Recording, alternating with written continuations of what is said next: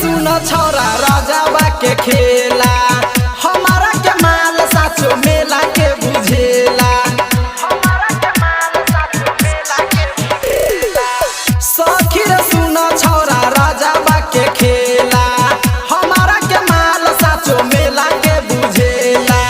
बात नहीं मानेला सजिया पे फानेला हमारा के कहे चुमा दे दे हमारा आधा पी के आवेला गाजा तमारा तारे माजा पी के आवेला गाजा तमारा तारे माजा पी के आवेला गाजा तमारा तारे माजा मारा तारे माजा पी के आवेला गाजा रीगा सीतामढ़ी मारा तारे माजा अजबे के खेला उ रोज करेला का कही सखी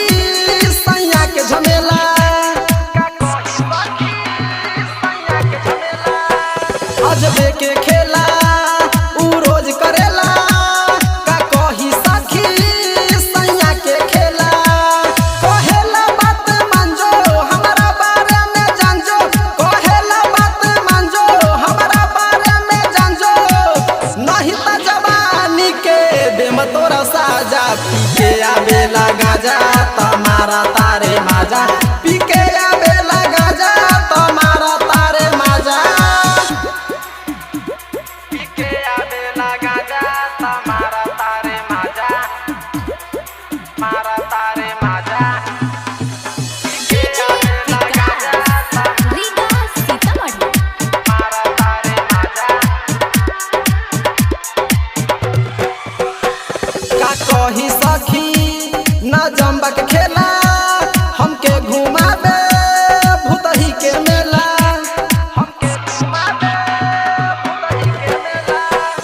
का कही सखी न जम्बा के खेला हमके घुमावे